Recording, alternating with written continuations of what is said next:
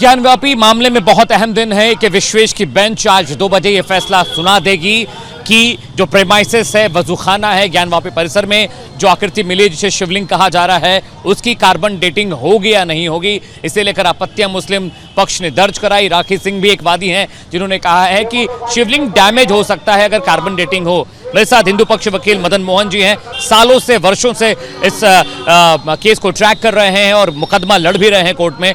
मदन जी, बहुत बहुत स्वागत है रिपब्लिक भारत पर। सबसे पहला सवाल ये, क्या कार्बन डेटिंग से शिवलिंग डैमेज होगा?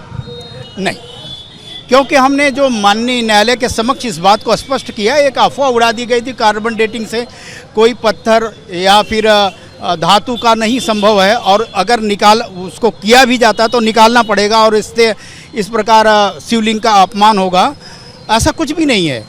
आज विज्ञान इतना उन्नत हो चुका है कि उसकी राडार पेनिट्रेटिंग या फिर राडार मैपिंग, कार्बन डेटिंग, उसको छुए बिना, स्पर्श किए बिना, किसी तरह अपमान किए शिवलिंग का ये संभव है।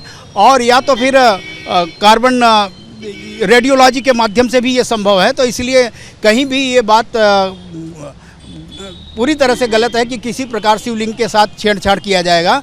और उनका सम्मान बनाए रखते हुए वह कितनी लंबाई चौड़ाई और उस शिवलिंग का कालखंड क्या है, ये ज्ञात करना हमारा मौलिक अधिकार है। क्योंकि बार बार कहा जा रहा है कि वहाँ पे वजू खाने में शिवलिंग नहीं है और वो एक फव्वारा है। तो इस भ्रम को दूर किया जाए, क्योंकि ये बड़ी करोड़ों लोगों की आस्था का विषय है और इस विषय पर हमारा धार्मिक और सांस्कृतिक न्याय का मार्ग प्रशस्त हो रहा है और वो हम आशान्वित हैं कि यह निर्णय हमारे पक्ष में आएगा। मदन जी, एक चीज़ और थी, ये भी कहा गया कि ये जो शिवलिंग की आकृति है, क्या वो लॉ सूट का हिस्सा है कि नहीं? क्योंकि श्रृंगार गौरी की पूजा अर्चना का मसला था, तो क्या वो लॉ सूट का हिस्सा है बाबा की आकृति? जी जी, असल बात है, इस मुकदमे में दाखिल करते हुए हमने अदृश्य दृश्य देवी देवता का उल्लेख किया।